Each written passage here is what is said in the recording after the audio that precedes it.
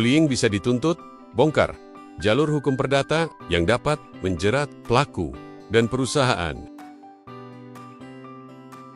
Bayangkan seseorang terus-menerus dihina, dikucilkan, atau direndahkan di tempat kerja. Banyak orang hanya bisa diam karena takut kehilangan pekerjaan atau takut tidak dipercaya. Tapi tahukah Anda bahwa korban bullying tidak harus menempuh jalur pidana untuk mendapatkan keadilan? Ada jalur hukum perdata yang memberi hak kepada korban untuk menuntut pelaku bahkan perusahaan atas kerugian mental dan finansial yang diderita. Inilah fakta hukum yang jarang diketahui publik, namun sangat penting untuk masa depan dunia kerja yang sehat dan adil.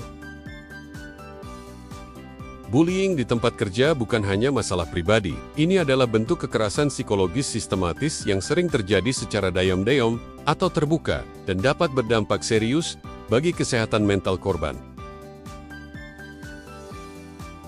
Penghinaan, pelecehan verbal, pengucilan, atau perlakuan tidak adil berulang kali adalah bentuk nyata dari bullying. Jika dibiarkan, ini bisa menghancurkan karier dan kehidupan seseorang. Banyak orang berpikir, kalau tidak ada pemukulan atau kekerasan fisik, maka tidak ada dasar hukum. Padahal, bullying bisa dituntut secara perdata meskipun tidak masuk ranah pidana. Jalur perdata justru memberi ruang bagi korban yang mengalami kerugian psikologis dan finansial, tapi ragu melapor ke polisi karena stigma atau tekanan sosial. Pasal 1365 KUH Perdata menyatakan bahwa setiap perbuatan melawan hukum yang menimbulkan kerugian mengharuskan pelakunya mengganti rugi. Ini dasar hukum yang sangat kuat bagi korban bullying. Perbuatan yang melanggar hak, menghancurkan martabat, atau menciptakan lingkungan kerja yang tidak aman, termasuk dalam kategori ini dan dapat dituntut. Untuk menang dalam gugatan perdata, korban harus membuktikan adanya tindakan salah yang dilakukan pelaku, bahwa tindakan itu menyebabkan kerugian, ada kaitan langsung antara keduanya, dan pelaku dapat disalahkan. Unsur ini tidak sesulit yang dibayangkan. Bukti email, pesan singkat, rekaman suara, hingga laporan psikolog bisa menjadi kunci dalam membuktikan semua elemen ini. Kerugian akibat bullying bukan cuma uang. Korban bisa mengalami trauma, gangguan tidur, stres berat, bahkan harus berhenti kerja demi keselamatan mentalnya. Hukum memungkinkan korban menuntut ganti rugi untuk kerugian material, seperti biaya medis dan kerugian imaterial seperti rasa sakit, rasa malu, atau hilangnya martabat. Jika bullying dilakukan oleh atasan, dalam konteks pekerjaan, perusahaan juga bisa dituntut berdasarkan prinsip tanggung jawab atasan atau vicarious liability.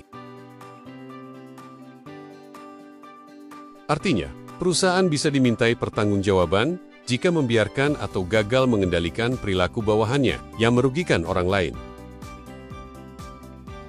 Setiap manusia memiliki hak untuk dihormati martabatnya dan hidup di lingkungan yang bebas dari perlakuan merendahkan. Bullying secara jelas melanggar hak asasi tersebut. Dengan dasar ini, korban bisa menuntut pelaku atas pelanggaran konstitusional, memperkuat posisi hukum di pengadilan perdata. Dalam satu kasus di Jakarta, seorang karyawan yang difitnah oleh rekan kerjanya menggugat secara perdata dan mendapatkan ganti rugi atas kerusakan reputasi sebesar 50 juta rupiah. Kasus ini jadi bukti bahwa bullying verbal bisa ditindak secara hukum, asalkan ada bukti dan niat memperjuangkan hak. Kerugian psikis sulit dilihat, tapi tidak berarti tidak nyata. Banyak korban mengalami depresi, kecemasan, bahkan trauma jangka panjang. Dokumen dari profesional kesehatan mental seperti psikolog atau psikiater adalah bukti sah yang bisa menunjukkan derita korban secara hukum. Jika perusahaan menjanjikan keamanan psikologis dalam kontraknya, tapi gagal mewujudkan itu, korban bisa menggugat atas dasar wan prestasi. Meski pendekatan ini jarang, ia menjadi alternatif penting jika kontrak mencantumkan jaminan yang dilanggar. Jalur perdata lebih bersifat pemulihan daripada penghukuman, prosesnya lebih tertutup dan tidak selalu memerlukan bukti sekuat pidana. Ini penting bagi korban yang ingin keadilan, tapi tidak ingin disorot secara publik. Amerika mengenal gugatan karena tekanan emosional berat 115id dan pencemaran nama baik. Namun, banyak gugatan gagal karena syarat pembuktiannya sangat berat. Hal ini menunjukkan perlunya hukum khusus yang melindungi korban bullying, seperti yang sedang diperjuangkan lewat Healthy Workplace Bill. Perusahaan wajib menciptakan sistem pelaporan yang aman dan terpercaya bagi korban bullying. Kebijakan preventif bukan hanya etika, tapi juga bentuk perlindungan hukum dari potensi gugatan. Di Indonesia, belum ada undang-undang khusus tentang bullying di tempat kerja. Hal ini menciptakan kekosongan hukum yang merugikan korban. Reformasi hukum diperlukan untuk memberi perlindungan tegas dan kepastian hukum yang lebih adil. Dengan pemahaman yang benar dan keberanian untuk bertindak, korban bisa memulihkan dirinya dan memperjuangkan keadilan. Perubahan dimulai dari satu suara, dari satu langkah untuk melawan ketidakadilan. Pernahkah Anda melihat teman, saudara, atau rekan kerja diperlakukan tidak adil, diintimidasi, atau dihina di tempat kerja? Jangan abaikan. Mungkin mereka tidak tahu bahwa hukum bisa melindungi mereka.